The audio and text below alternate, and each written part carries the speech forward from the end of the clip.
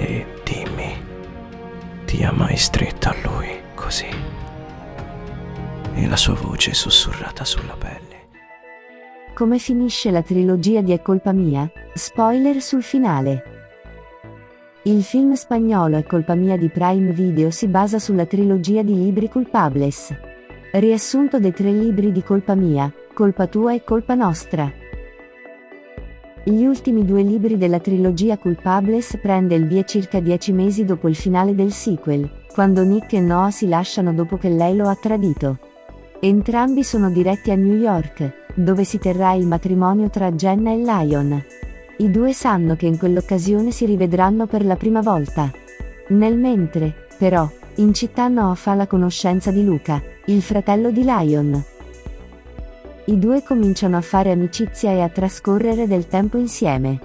Nick li vede e nasce in lui un certo fastidio, nonostante non voglia avere niente a che dare con Noah. Per i giorni che precedono il matrimonio e durante la cerimonia delle nozze, entrambi fanno il possibile per farsi ingelosire a vicenda. Ad un certo punto i 2 hanno un confronto e all'improvviso Nick bacia la ragazza. Nonostante questo slancio e il sentimento che entrambi ancora provano, il giovane, però, non si sente pronto per tornare con lei. Dopo il matrimonio, Noah torna a Los Angeles per il college. In concomitanza con la festa del ringraziamento, la ragazza decide di tornare a casa dalla madre e Will. Anche Nick alla fine torna dal padre con Maddie, ma nessuno sa dell'altro, finché non si ritrovano entrambi a casa. Dal momento che la bimba non sa della rottura, Nick chiede a Noah di fingere per quei pochi giorni di stare ancora insieme. Alla fine i 2 passano una notte insieme. La ragazza, però, teme che Nick se ne sarebbe pentito e così senza dire niente riparte per Los Angeles, dove nel frattempo comincia a lavorare per uno studio che poi scopre essere una delle tante attività dell'ex. Un giorno Nick arriva là per controllare i propri interessi e scopre così di Noah, la quale nel frattempo ha iniziato a frequentarsi col collega Simon. Ancora una volta Nick ha comportamenti contraddittori con la ragazza, la quale ad un certo punto gli chiede di prendere una decisione definitiva. Il giovane così la lascia andare. Nel frattempo, però, ricorda ai suoi dipendenti che non è possibile per 2 colleghi frequentarsi, con un evidente riferimento a Noah e Simon. La ragazza, così, si licenzia. Trascorrono altri mesi, e i 2 decidono di rimanere solo amici. Un giorno Noah finisce in ospedale e scopre di essere incinta. Allo stesso tempo, però, ha un'emorragia interna che rischia di compromettere la gravidanza. Deve quindi stare a riposo. Mentre Jenna sa tutta la verità, Lion inizia a sospettare qualcosa e così aggiorna Nick, il quale si presenta a Los Angeles. Dopo qualche titubanza, Noah gli confessa di essere incinta, e che è lui il padre. Nick prende bene la notizia e i 2 decidono di riprovarci ma di fare le cose con calma, così il giovane torna a New York.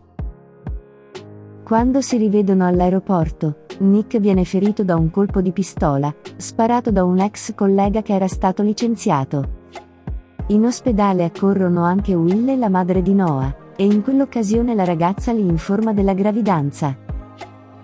Nick piano piano si riprende e poi decide di trasferirsi definitivamente a Los Angeles insieme all'amata. Arriva il momento del parto e nasce Andrew. Comincia così la loro vita da genitori e futuri sposi, che una notte viene scossa da 2 figure del loro passato, Michelle Breyer, l'ex di Nick rimasta incinta di lui, che poi aveva perso il bimbo. L'obiettivo della ragazza è quello di portarsi via il neonato, mentre Michael ne approfitta per prendersela con Noah. Quest'ultima fortunatamente riesce a chiamare la polizia e tutto si risolve per il meglio. E vissero tutti felici e contenti nel finale della trilogia di È colpa mia. Dopo 2 anni Noah si laurea, e si sistemano tanti dettagli nella vita di entrambi e dei loro amici. Dopo la festa, si sposa con Noah e insieme partono per il viaggio di nozze. Ben 8 anni dopo li ritroviamo più felici che mai con una seconda bimba. È il compleanno di Nick e Noah ha una sorpresa per lui, la Ferrari che le gli doveva dopo averla persa durante la gara inclusa nel primo libro e nel film. Ecco come finisce la trilogia di È colpa mia. A giugno 2023 ha debuttato nel catalogo di Amazon Prime Video un nuovo film sentimentale. Stiamo parlando di È colpa mia? Che esattamente come After si basa su una storia nata originariamente su Wattpad, e poi approdata nelle librerie.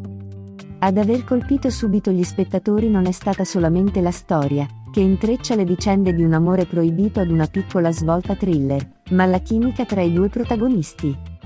A guidare il cast nei panni di Nick e Noah, che dal ritrovarsi fratellastri senza sopportarsi minimamente finiscono per innamorarsi. Ecco le anticipazioni in arrivo. Nel web è diventato famoso un bellissimo trailer. Pronti nel vederlo? Il video trailer è in italiano con sottotitoli in tutte le lingue. Ricordatevi di premere sul tasto 200 in alto sul video e scegliete pure la lingua dei sottotitoli. Via! Buona visione!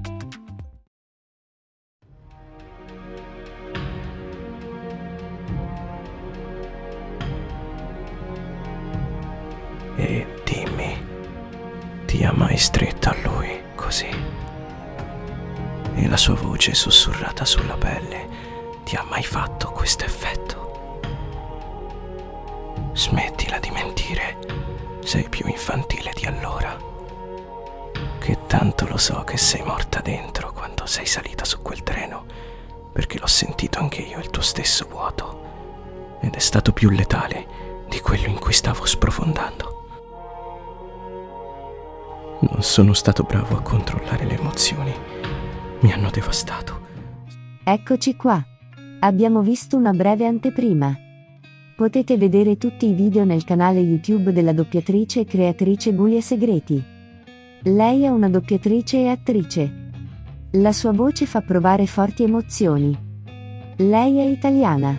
Nei suoi video puoi anche attivare tutti i sottotitoli.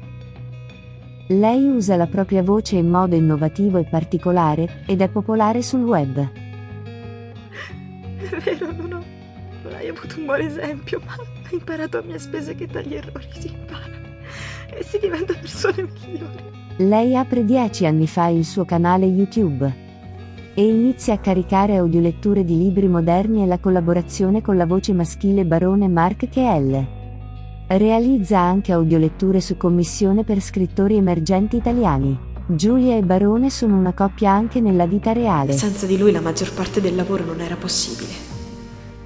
Ci siamo conosciuti attraverso la grande passione per il doppiaggio e per le letture. Giulia stava cercando una voce maschile per il suo progetto e una volta sentita la voce di Barone, ha scoperto che vivevano nella stessa regione. Hanno doppiato entrambi qualche film importante e qualche film per la TV. Hanno partecipato a vari famosi programmi televisivi italiani. Giulia è un'artista Spotify. Realizza con la sua voce cover recitate in italiano. Trovate anche questi video nel suo canale YouTube. Lei è una scrittrice. I suoi libri, per il momento, sono destinati ad un pubblico di bambini con protagonista il suo cane, Pongo. Ha scritto anche una biografia e per il futuro si sta organizzando per la stesura di romanzi per adulti. Giulia ha recitato in teatro e in vari spettacoli e fiere per alcuni anni. È fantastica e le piace stuzzicare con la sua voce. Io, insieme a voi, ho una lunga strada da percorrere. E mentre percorriamo insieme questa strada, altre persone si uniranno.